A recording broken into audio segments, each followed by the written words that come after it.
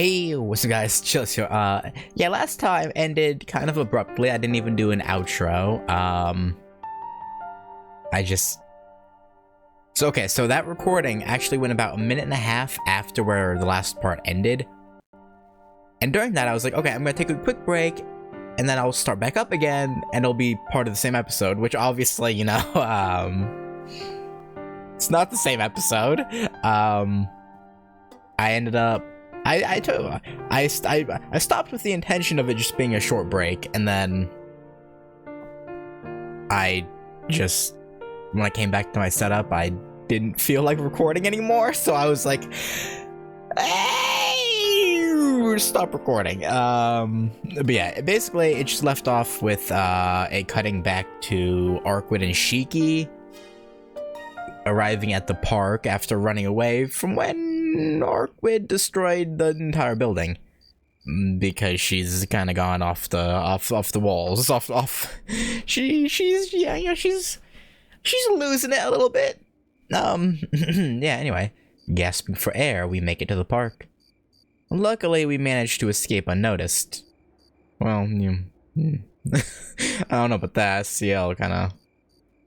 Yeah. I finally stopped to rest, panting like a dog. As for the princess by my side, yeah, you better be sorry.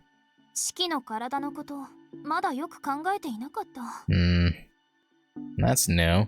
She actually expressed remorse. Maybe I'm too much of a pushover, but I can't stand to see her so forlorn. Yeah, don't be so hard on yourself. It's, you know, things could have been worse. Also, sorry, I'm just adjusting the audio level slightly.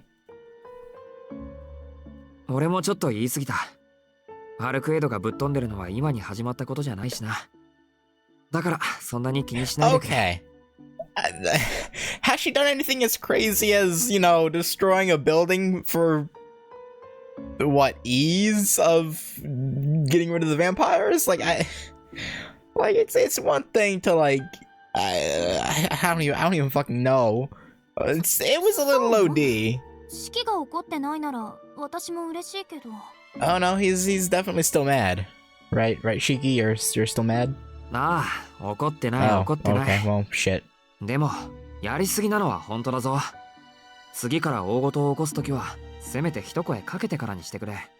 Yeah, at least heads up.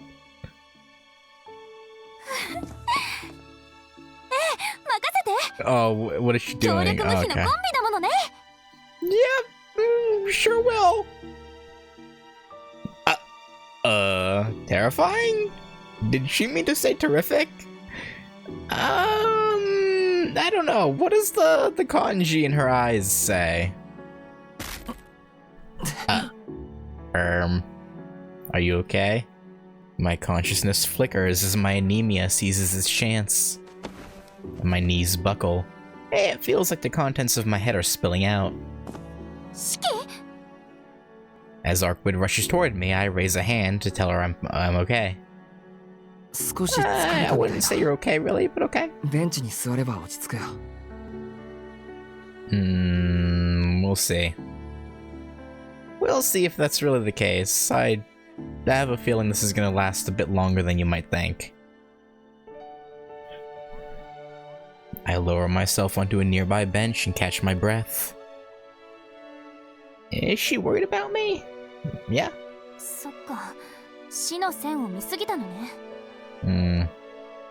That could be it, yeah.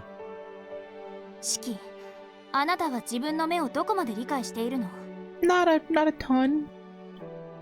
With that, she adopts the mannerisms of a teacher and launches into a lecture about my eyes. According to Arkwid, my eyes don't exactly see death, but rather decipher death. The lines are simply where death is exposed. The origin of those lines, the point, is death itself. Seeing the lines requires going far beyond the limits of human perception and cognition. So overusing this ability will cause the brain to crash before the eyes. Due to the strain, it must be used in moderation.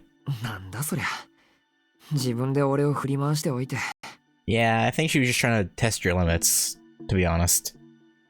Orquid's selfishness is almost comical. She knows full well that my mystic eyes are the only thing I can offer. How can she order me to help her and then warn me not to overuse them? Her logic doesn't add up. Yeah, she's kinda silly like that. She continues rambling about things I barely understand. Miss Arkwid is quite the lecturer. I nod and nod as I listen. Are you really listening though? Like, you're probably hearing, but are you listening? I've actually pretty much recovered already, but I opt not to cut her off and just stare at her instead. She looked so frail just a moment ago, but now she's practically glowing with energy. No.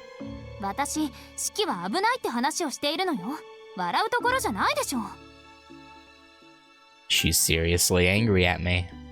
But it's not like I meant to laugh, and she's the one who got carried away with all her newfound zeal.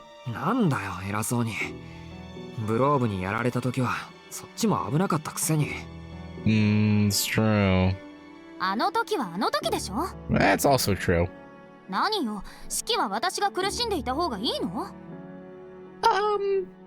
Yeah, Shiki, what, do you want to see her suffer? What's up with that? No way. I don't want to ever see her like that again. And of course he says the opposite of what he's actually thinking. Of course. But we're not talking about balance here. For me personally, what I really want to say is... No, okay.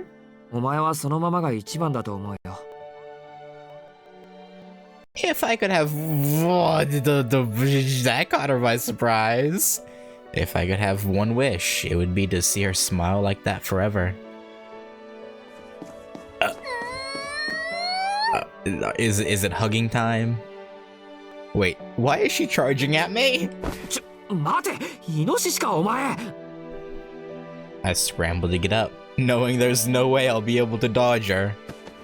But as I stand, Orquid skids to a halt in front of me and grasps my hands in hers.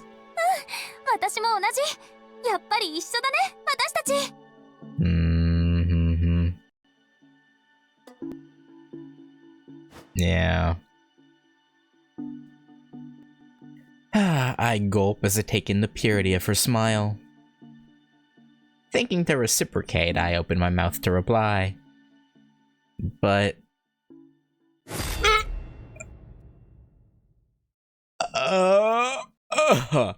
that's not great. A head-splitting pain shoots through my brain at the worst possible moment. This is a bit beyond your normal headaches, I think. I only save myself from collapsing by grabbing onto the bench. I take a few deep breaths and ride out the dizziness. Fortunately, it was just one flash of pain. I should be able to get back up.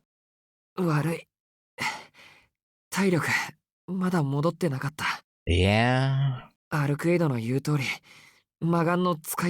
That's not it, I don't think.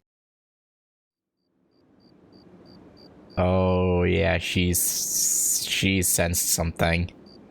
Orquid doesn't reply. Oh, yeah. She just gasps, like she's seen something she can scarcely believe.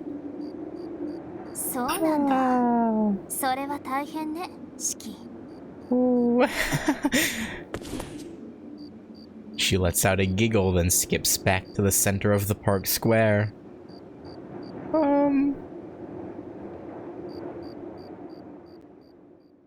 Yeah, no, she definitely sensed something was wrong, aside from his normal headaches. The night grows later. Arkwid has much less to say, but I can tell she's in a good mood. So much so that I have to wonder why. We pass the time discussing our next move. Before I know it, it's past midnight. もう日付が変わっちゃったね。Yeah? 今夜はここでお別れにしましょう。明日もよろしくね、シキ。Or you mean today, though, technically? I know semantics, but whatever. まあ、一日で終わることじゃないしな。Yeah. 待ち合わせ場所はここで、時間は今日と同じでいいか。Yeah, sounds good. ええ。一日も待つのは退屈だけど、式にはまだ式の生活があるものね。Okay, 邪魔はできないわ。that's a actually very reasonable statement out of you. Bye bye. Have a good time. Arkwin flashes me a brisk smile, then leaps clean out of the park. She sure knows how to make an exit. って感心してる場合じゃない。俺も早く戻らないと。Yeah, before you get discovered. If I leave my room empty for too long, someone's going to realize I've snuck out. I rush back to the mansion as fast as I can, knowing there's a good chance I'm already too late. Well, what's done is done. Not like they can really stop you from going out. I mean, unless Akiha herself, you know, went full like demon mode or whatever, like Vermilion. I guess maybe she could, but aside from that, they can't really stop you. It's well past midnight by now, and the lights in the mansion are all out. I bypass the main entrance and slip into the service door at the west wing. Why, this is a new hallway. We've never seen this one before, I think. Probably. When I left, I used the same exit, and luckily it's still unlocked. Hisui and Kohaku's rooms are in the west wing, so I tiptoe my way in to avoid waking them. Oh, and you made it here without being discovered. It's good. A sigh of relief escapes my lips as I sit down on my bed. All the walking I've done tonight must have exhausted me. It feels like the mattress is sucking me in. Again, I'm working with Arkwin. Fate just keeps dragging me back into her blast radius.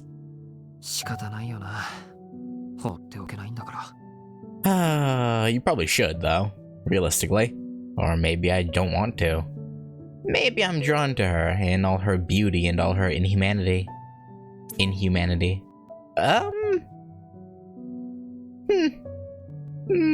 That's probably not good. I feel a brief twinge of pain in my head, like being stabbed with a needle. That's odd. This headache felt different from the ones I've had before. Rather than a pang of pain, it was a pang of guilt? Like I'm rebuking myself for being so foolish as to think of her as beautiful.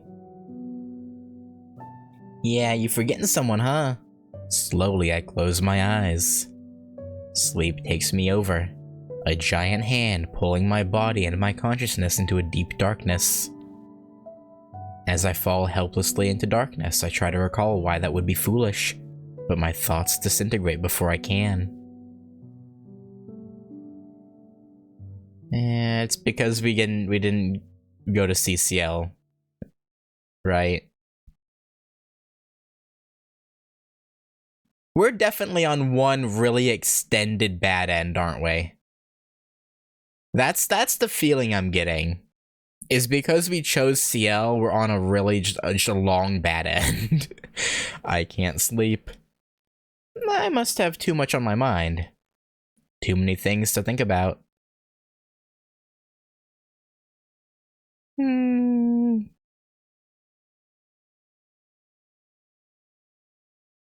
Closing my eyes throws my thoughts into sharper relief. And now that I'm awake, I won't be able to fall back asleep anytime soon. Giving up, I roll out of bed. Might as well do some reading. Yeah, why not? I put on my jacket to stay warm and search through my belongings. Unfortunately, I can only find books that I've already read, but I'm just killing time anyway, so I don't need anything new. I move to the adjoining sunroom holding a book I've read many times over. It's nice to have a room just for reading. Sinking into the chair, I flipped through the pages. The first emotion I ever felt of all things was pity. Not anger, not despair. It seemed that everything I laid my eyes upon was miserable. The most miserable of all, of course, being myself. Oh? He was born at the end of the 15th century. Child of a wealthy family, he received the best education money could buy and grew up healthy in both mind and body. A benevolent soul, he reviled the corruption, avoiding any and all vices. Those around him regarded him as a child prodigy, and believed without a doubt that he would bring them great prosperity. However, he defied his parents' wishes for him to inherit their lands, instead setting his eyes on the doors to the house of God. Yeah, this is Roa's past, isn't it? But no, wait. That wouldn't make sense, though. Because isn't Roa 800...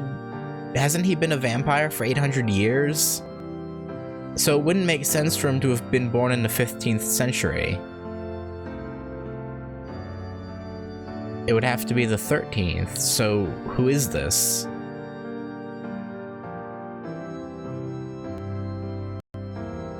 No, it has to be Roa, because Roa was a priest.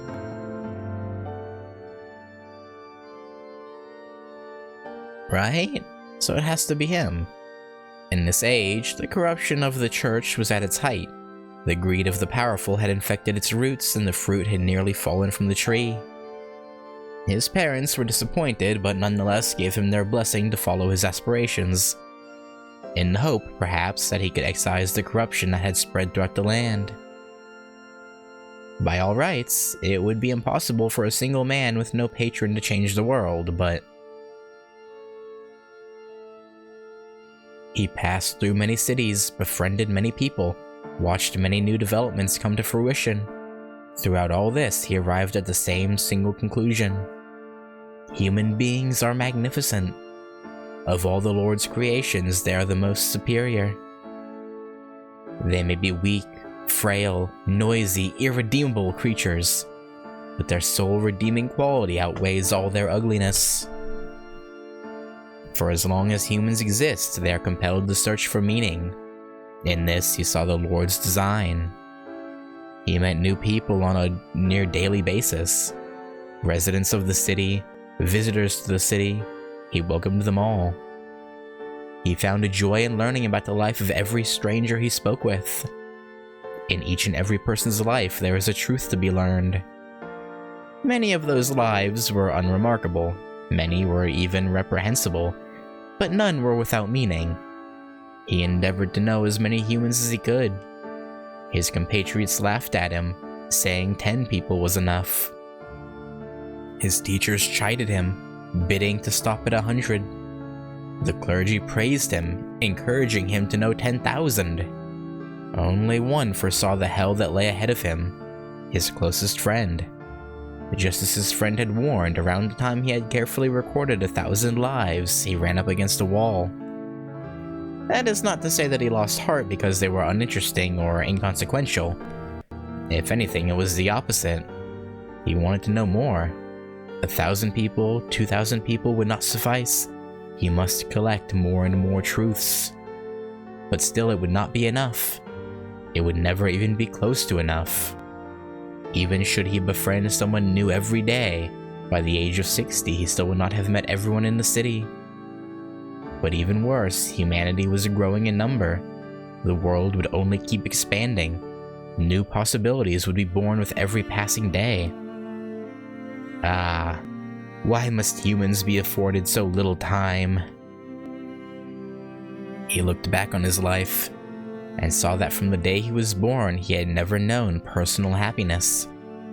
Those around him called him a child prodigy, but they were mistaken. He was a man of exceedingly average talent. If people's abilities were quantified numerically, The total value of his would be no different to anyone else's. However, his parameters would display a dramatic skew. He was far less concerned with the inner workings of people than he was with those of the world. Well, he was fascinated with the aggregate. He possessed no capacity to love the individual. While he strove tirelessly for higher understanding, he lacked any worldly ambition. While he looked constantly to the future, he was unable to appreciate the present. In other words, he was extraordinarily inhuman. But even then, he remained a man of incomparable virtue. He loved the values that humans held dear, the lives led by the virtuous. His faith was more fervent than anyone else's.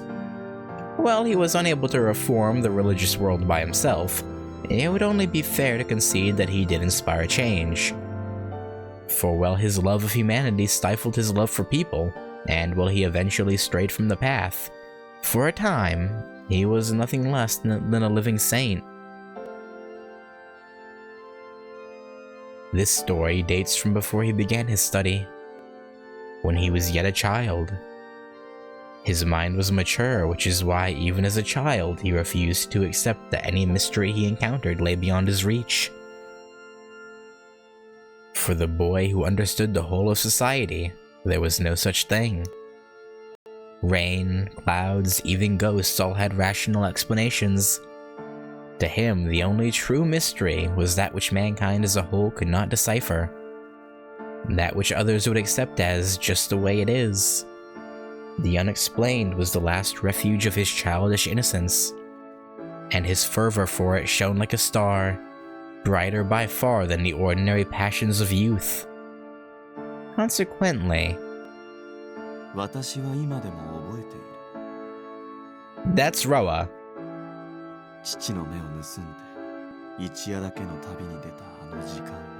I could have sworn he was like 800 though, so it hit. Okay, I don't know. Maybe I'm wrong. Maybe I was mistaken the entire time. Is he more like late 500s or 600, whatever?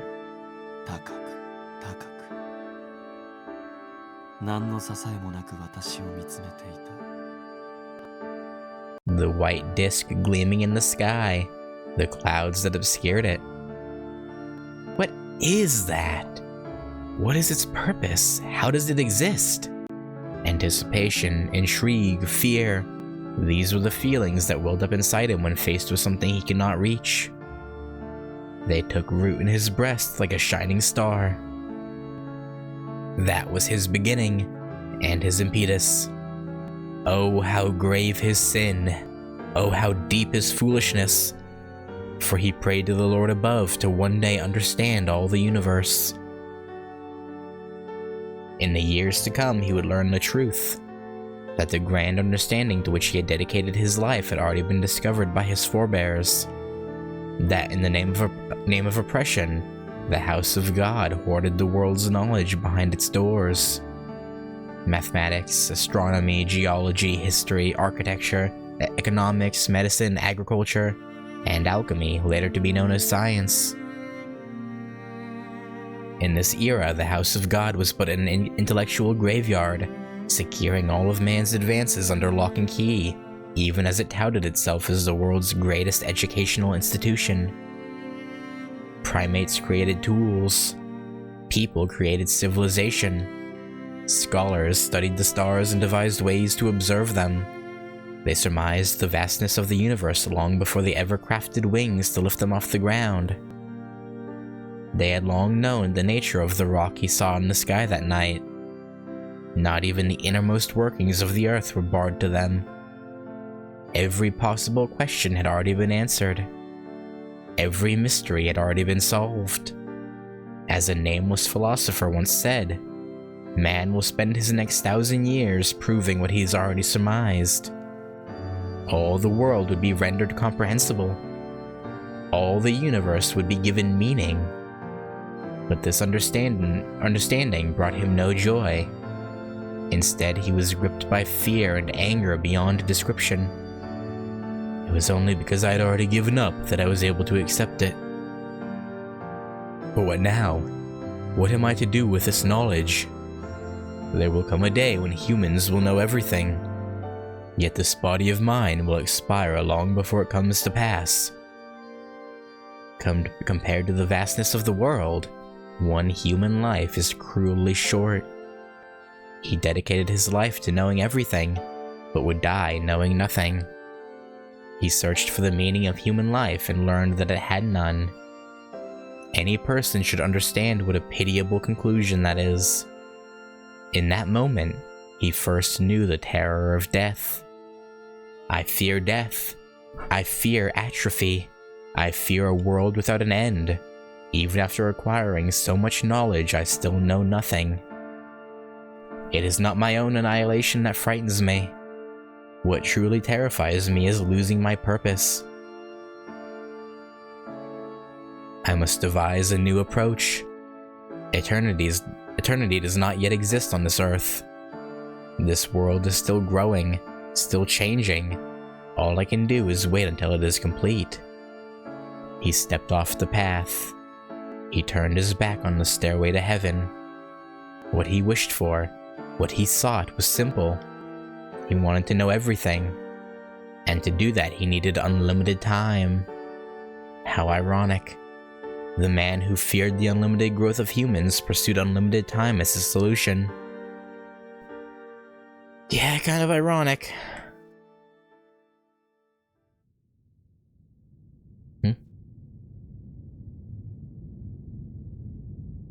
Hmm? 14? Well, if you're going to leave, you picked a good time. Gutenberg's machine is going to hit us as hard as it hits the Association, to say nothing of the Reformation. We'll both have a rough go of things for some time. Naturally, their side will take the greater fall. Widespread printing will put an end to all forms of superstition. The foundation of mystics will be shaken to the core. But you already knew that, didn't you? If both sides have their hands full, a delusional wonderkind might just be able to sneak off to the castle of the true ancestors and get his hands on eternity. Talk about profiting from disaster. You misjudge me. Vampires may be resilient to aging and death, but they are a far cry from the eternity I seek. At best, they are a work in progress. No, I intend to simply take my own life and greet my end a human. Really? Ironic for a man who'd live forever to burn out so fast. So does that mean you'll be leaving the church tomorrow? I am entrusting the burial department to your care. Now that my father's inheritance is spent, I have no more hope of rising to bishop. Now is the time. Look at us. You, the son of wealthy landowners, and me, with only stigmata to my name.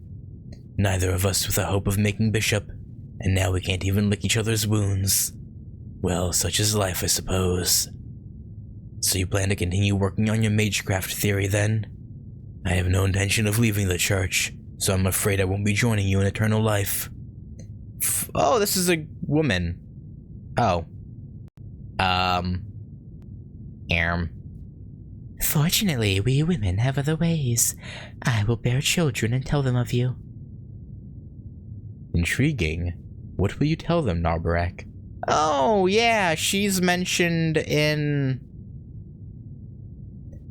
Was it the original Tsukihime, or is it in Kagetsu Toya where she's mentioned? No, it's definitely in the original Tsukihime. I kind of forgot about her. That the new dead apostle will rise to power in 100 years' time, and that they should ignore it because fighting it will be futile. Hopefully it will not take that long. In fact, I would be disappointed if the Inquisition didn't come for me within your lifetime. I intend to make a vampire of the highest caliber. 10 years ought to be enough. Ha! Don't be absurd. You'll be starting over as a zombie. Even a once-in-a-decade talent like you will still need a century to climb the ranks. Their world is not as kind as ours. It's the closest thing on this earth to hell. Perhaps so, if I took the orthodox route. If I were to begin at the highest echelons, however, the rules of their world need not apply. How cryptic. What are you proposing then? Why, it's simple. As you know, Dead Apostles' power depends on the true ancestor who drank their blood. Therefore, you'll have the strongest true ancestor turn you. If I am to be the strongest Dead Apostle, I need only seek out the strongest true ancestor.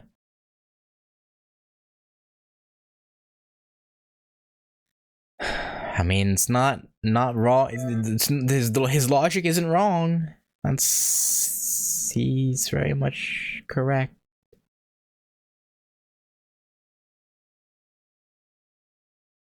Oh boy, okay, that's the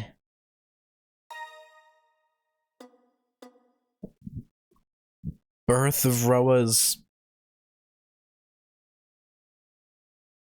not convict, well, sort of conviction, but not conviction, and that's not the word I'm looking for. I hate when I know ambition. There we go. The birth of his ambition. Very, very fascinating. Well, let's see. We'll see what happens next time. I'm assuming Shiki ended up falling asleep then, and he was seeing Roa's memories, because it went from him starting to read a book to that. So I assume he ended up falling asleep while reading, and that's my assumption.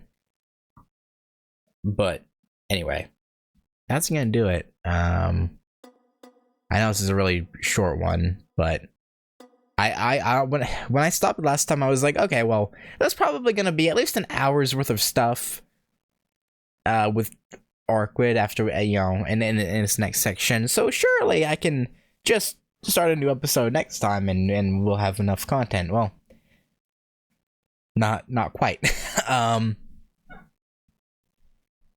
But I'm still gonna leave it there. And yeah, next time, the 8th day, Metamorphosis 2. I'll catch you then. Peace.